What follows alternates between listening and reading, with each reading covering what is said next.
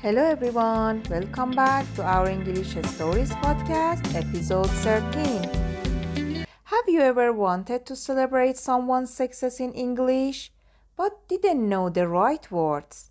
Maybe your friend got a promotion, passed an exam, or had a birthday. Today we're going to learn how to congratulate someone and share positive reactions naturally in English.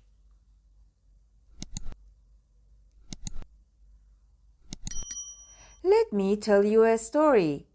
Last week, my friend James called me excitedly. He had just finished a big project at work and received excellent feedback from his boss. I wanted to congratulate him in English, but I didn't want to just say, "Good job."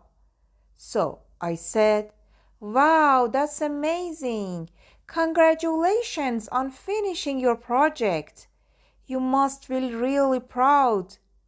James laughed and said, "Thanks, that means a lot." Then he shared that his team was celebrating together, and I replied, "I'm so happy for you. You really deserve it." Later, another friend told me she passed an important exam. I said, "Congratulations! I knew you could do it. That's fantastic news." By the end of the day, I realized that expressing congratulations isn't just about words. It's about sharing joy and enthusiasm. And that's exactly what we'll practice today.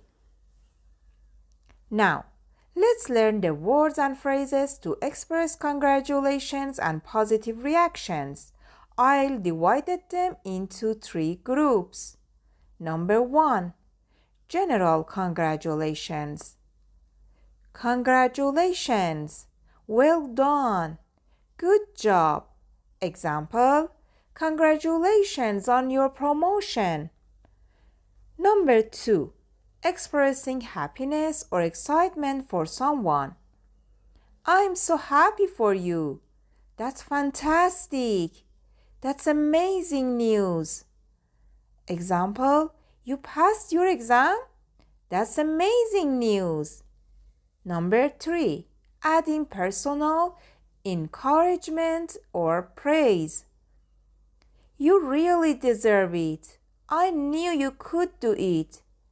You worked so hard for this." Example, "You worked so hard on this project. You really deserve it." Tip: combine this naturally. "Congratulations on your promotion. I'm so happy for you. You really deserve it."